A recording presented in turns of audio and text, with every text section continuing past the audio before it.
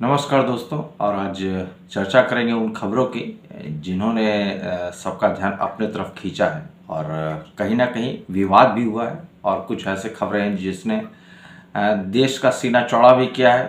कुछ political parties के बारे में बात करेंगे तो काफ़ी कुछ है बात करने के लिए। तो आइए एक एक करके इन सारी चीज़ों पर चर्चा करते हैं। सबसे पहला विषय है कोचिंग का जो विवाद हुआ है दोस्तों। पटना में दो कोचिंग संचालक जो हैं वो आपस में ही विवाद कर लिए हैं और विवाद का जो जड़ है वो कहीं ना कहीं ज़्यादा से ज़्यादा विद्यार्थियों को अपने तरफ आकर्षित करना है। पटना में कुछ दिन पहले जो है कांस्टेबल भर्ती निकली थी और उसके बाद जो है दो कोचिंग ने अपने अपने प्रचार में ये दिखाया कि वहाँ से बच्चे ज़्यादा सेलेक्ट किए गए और उसके बाद जो है ये प्रचार के दौरान ही जो है विवाद इतना बढ़ गया कि आगे चल के जो है फिर मारपीट है, पत्थरबाजी है, फिर फायरिंग है, यहाँ तक बात पहुँच गई। दोस्तों मैं इसमें ना तो किसी एक संचालक को दोषी करार दे सकता हूँ या दूसरे संचालक को निर्दोष कह सकता हूँ। मेरा कंसर्न ये नहीं है। मुद्दा ये है कि जिस देश में सरस्वती को लक्ष्मी से ऊपर जगह दी जाती है और जहाँ ये माना जाता है कि सरस्वती ही सब कुछ है और लक्ष्मी तो एक तरीके से भरण पोषण से ज़्यादा कुछ नहीं है। मतलब अगर इंसान के पास ज्ञान हो तो वो लक्ष्मी जुटा लेता है और अपनी ज़िंदगी को बहुत सुगम बना लेता है। उस देश में जहाँ पे ब्राह्मणों के हाथ में आज भी पैसे नहीं दिए जाते, उनके चरणों में पैसे रखे जाते हैं, क्योंकि सरस्वती का जो स्थान है और जो लक्ष्मी का स्थान है इसमें जमीन आसमान का अंतर है। उस देश में अगर कोचिंग के भीतर मारपीट इस बात को लेके हो रही है कि मेरे पास ज़्यादा बच्चे आए जिससे ज़्यादा मेरी कमाई हो और मैं ज़्यादा ज़्यादा पॉपुलर हो जाऊं, तो बहुत चिंता का विषय हो जाता है कि कैसे ये सब हो जाता है और कैसे समाज इन चीज़ों को बर्दाश्त कर लेता है। कोचिंग माफिया का टैग लगना ही अपने आप में बहुत ही गलत है और ये टैग नहीं लगना चाहिए। अगर किसी कोचिंग संचालक के ऊपर या किसी कोचिंग के ऊपर या पूरी की पूरी जो कम्युनिटी कोचिंग कम्युनिटी इसके ऊपर अगर कोचिंग माफिया का टैग लग रहा है और कोई मीडिया से जर्नलिस्ट ये कह दे कि इनको आता जाता कुछ नहीं है और ये लोग जो है बस टीआरपी बटोरने के लिए और बच्चों को बरगला रहे हैं या फिर ये जो है ये पैसे कमाने के चक्कर में लगे हुए हैं, तो सोचना चाहिए वो पूरे के पूरे कोचिंग संगठन को और पूरे के पूरे इस कोचिंग समुदाय को कि ऐसी नौबत क्यों आ गई कि आपके खिलाफ लोग इस तरीके की बातें कर रहे हैं। माफिया वर्ड का इस्तेमाल होना या फिर दंगाई के वर्ड का इस्तेमाल होना या फिर बच्चों को प्रदर्शनकारी बना लेना सिर्फ अपने फायदे के लिए, ये बड़ा ही सोचने का विषय है दोस्तों। मैं इस मामले में पढ़ना ही नहीं चाहता क्योंकि यहाँ पे एक तो मुस्लिम समुदाय से बिलोंग करते हैं और दूसरे जो वो यादव समुदाय से बिलोंग करते हैं, तो राजनीतिक पार्टी ना तो इनके पक्ष में जाएगी ना तो उनके पक्ष में जाएगी। लेकिन बाकी आम जनता को समझना चाहिए कि वो क्या कर रही है और वहाँ के बच्चों को देखना चाहिए कि उनका भविष्य कहाँ जा रहा है। ठीक है, ये आपके जो सर हैं वो बहुत अच्छे हो सकते हैं दूसरों की तुलना में, लेकिन फिर सोचिए कि अगर इस तरीके की चीज़ें हो रही हैं तो बहुत गलत हो रहा है। मैं बस यही कहूँगा ओवरऑल। बाकी इस विवाद में कौन किसने क्या कहा कैसे कहा मैं इसके चक्कर में ज़्यादा नहीं पड़ना चाहता, लेकिन जो भी हो रहा है हम कहाँ से चले थे और हम कहाँ पहुँच गए। जिस देश को विश्व गुरु कहा जाता था, आज वहाँ पे शिक्षकों के लिए जिस देश में टीचर्स डे मनाया जाता है, आज उन शिक्षकों को माफिया कह के संबोधित किया जाए और उनके लिए इस तरह के शब्दों का इस्तेमाल हो कि इन्हें आता जाता कुछ नहीं है और ये बस टाइम पास कर रहे हैं या जो भी, तो बड़ी सोचने वाली बात है, बहुत गंभीर विषय है। सोचिएगा जरूर और अपने अपने बच्चों को इन सारी चीज़ों से, गतिविधियों से दूर रखिए। दो कोचिंगों के बीच की लड़ाई है, उनके पास इतने बड़े बड़े लिंक होते हैं, उनके पास सोर्सेज हैं कि वो आपस में मारपीट भी कर लेंगे तो कल को बच जाएंगे। उनका अपना एक राजनीतिक जो है वो पकड़ है, लेकिन अगर आपके बच्चे इसमें शामिल होते हैं, इस प्रदर्शन में शामिल होते हैं और कल को उनके साथ कुछ भी होता है तो फिर उनकी पूरी ज़िंदगी खराब हो जाएगी। तो मैं तो एक तरफ कोचिंग संचालक को यही कहूँगा कि आप लोग कुछ ऐसा कार्य ना करें जिससे आपके ऊपर कोचिंग माफिया जैसे शब्दों का इस्तेमाल हो। और बच्चों के लिए यही कहूँगा कि बच्चे प्रदर्शन छोड़ के, प्रदर्शन में हिस्सा ना लें, किसी तरीके का प्रोटेस्ट में हिस्सा ना लें और अपने ज़िंदगी को, अपने करियर को आगे दिशा में बढ़ाएं, कि उनका भविष्य जो है करियर सेट करने में है, अपने भविष्य को बनाने में है, ना किस तरह के प्रदर्शन में उतर के नारेबाजी करने से कुछ मिलने वाला है। अब दूसरी खबर की तरफ हम लोग आगे बढ़ते हैं तो दोस्तों, तो कहीं ना कहीं एक बहुत अच्छी खबर आ रही है और वो ये कि भारत ने E85 और E100 पे काम करना शुरू कर दिया है। ये एथनॉल बेस्ड जो ईंधन है उसकी शुरुआत भारत में हो गई है और इंडियन ऑयल कॉरपोरेशन भारत में 500 पेट्रोल पंप जो है, पेट्रोल पंप तो मैं नहीं कहूँगा, लेकिन ईंधन वाला जो पंप है, इंडियन ऑयल कॉरपोरेशन जो इथेनॉल बेस्ड जो ईंधन है उसको बेचने की शुरुआत करने वाला है, बहुत जल्दी शुरू करने वाला है।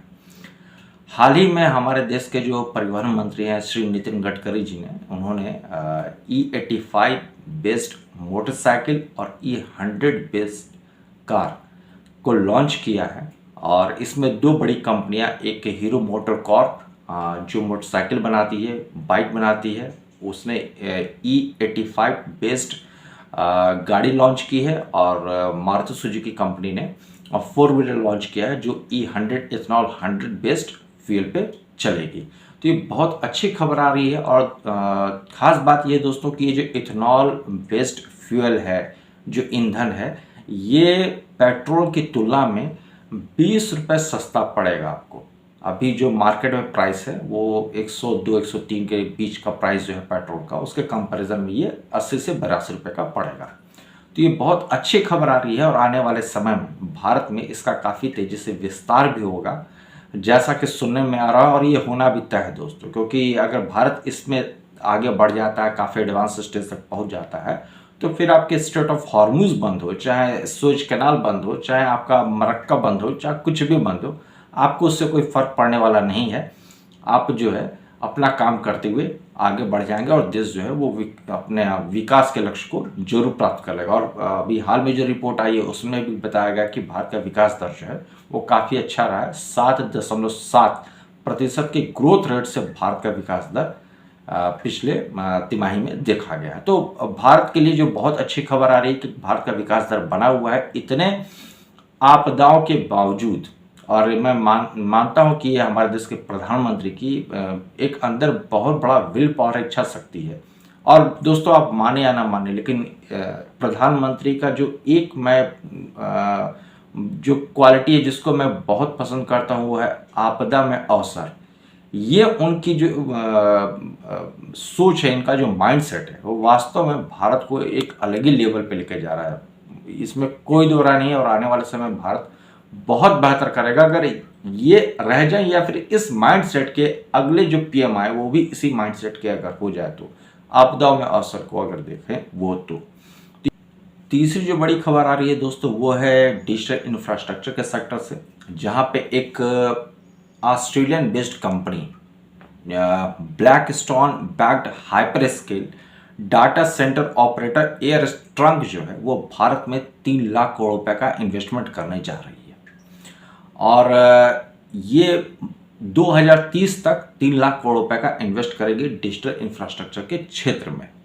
दोस्तों खास बात यह है कि ये भारत में जो डाटा सेंटर डेवलप करेगी उसके बाद जो भारत की कैपेसिटी वो बढ़ के 5 गीगावाट तक पहुंच जाएगी। अभी जो भारत का जो डाटा सेंटर कैपेसिटी है वो 1500 से 1700 मेगावाट पे स्टैंड करता है, लेकिन इस कंपनी के बाद ये 5 गीगावाट तक पहुंच जाएगा।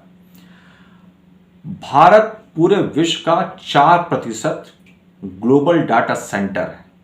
पूरे विश्व का 4% ग्लोबल डाटा सेंटर है और इसमें से भी 90% जो डाटा सेंटर है वो भारत के 4 बड़े शहरों में है, दिल्ली एनसीआर, मुंबई, चेन्नई और बेंगलुरु, जिसमें से मुंबई की हिस्सेदारी जो दोस्तों है वो है 54% के आसपास। तो इसके आ जाने से भारत में बहुत बड़ा एक बदलाव आने वाला है। डिजिटल इंफ्रास्ट्रक्चर के क्षेत्र में डिजिटल क्रांति होने जा रही है और कहीं ना कहीं भारत जो है इस फील्ड में भी सेल्फ सफिशिएंट बन जाएगा और सेल्फ रिलायंस बन जाएगा और आने वाले समय में भारत जो है इसका भरपूर फायदा उठाने वाला है। इसके बाद जो अगली जो खबर है जिस पे मैं चर्चा करना चाहूंगा वो है अन्नामलाई की।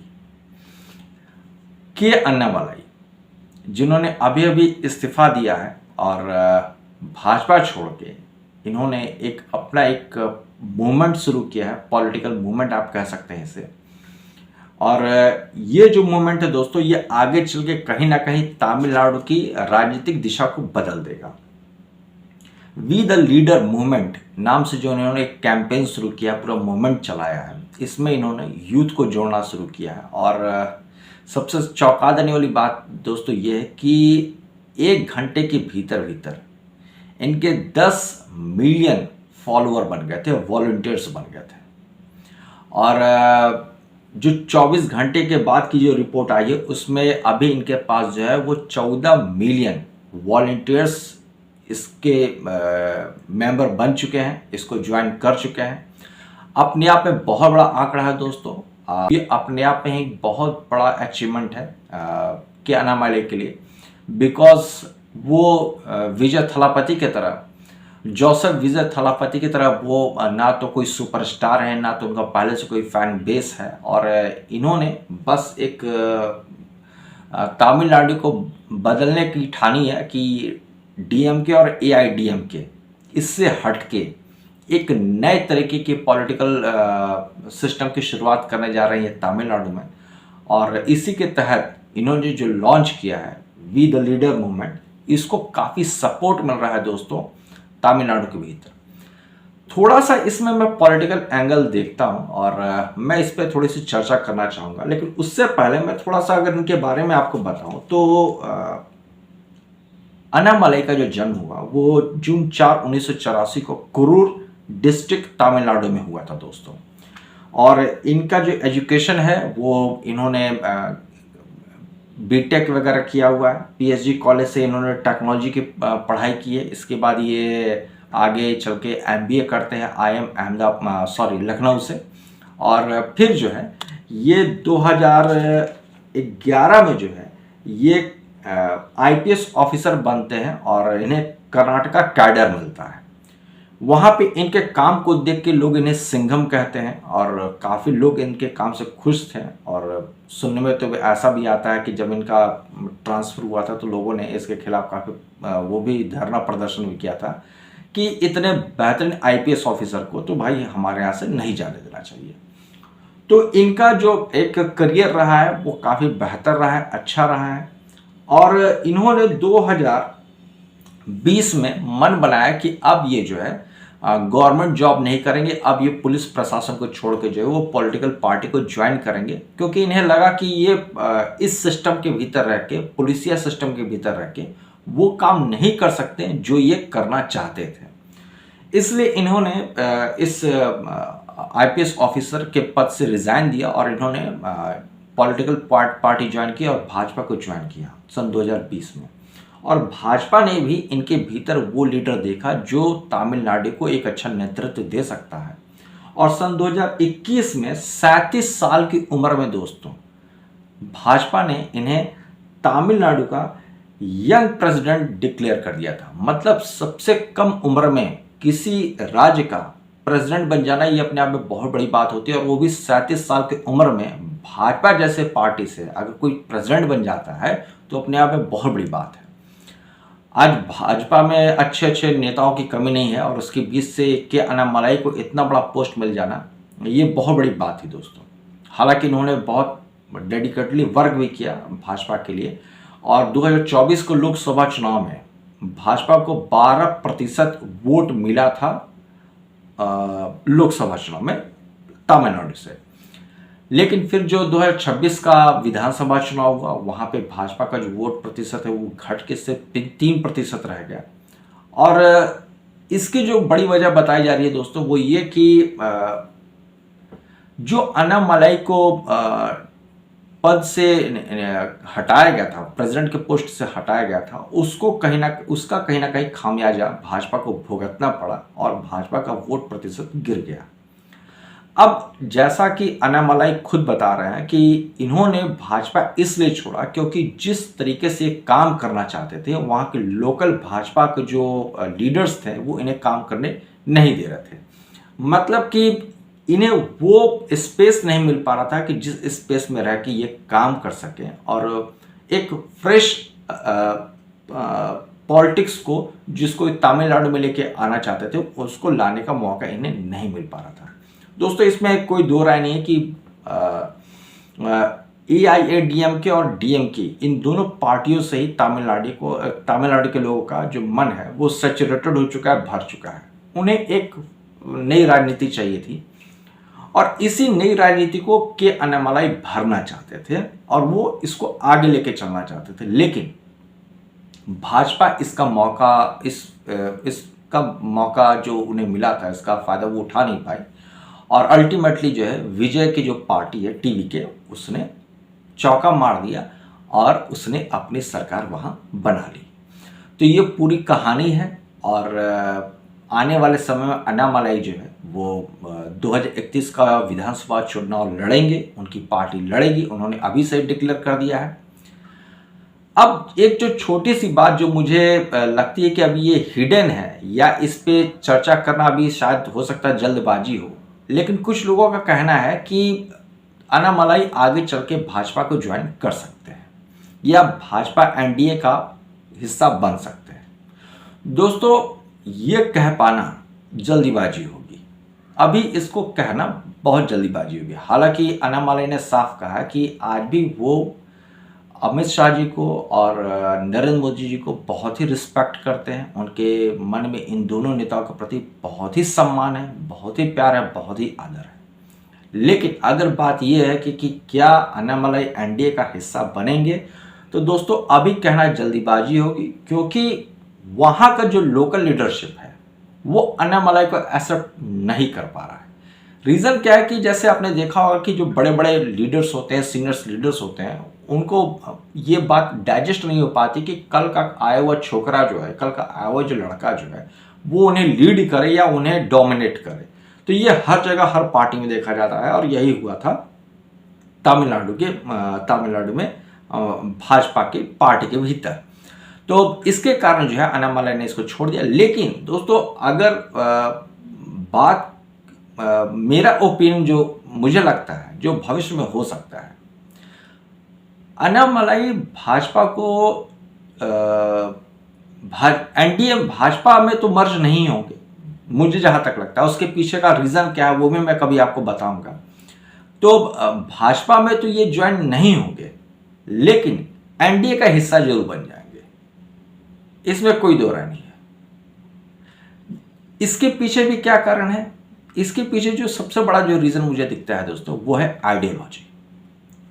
अब ये आइडियोलॉजी क्या है, इसके ऊपर कभी मैं चर्चा करूंगा, लेकिन मैं इतना कह सकता हूं कि मुझे लगता है कि आने वाले समय में अन्नामलाई जो है वो भाजपा के NDA का जरूर हिस्सा बनेंगे। आपके इस पे क्या राय है जरूर बताइएगा और कमेंट जरूर कीजिएगा दोस्तों। मिलते हैं अगली वीडियो में, तब तक के लिए धन्यवाद। जय हिंद, वंदे मातरम।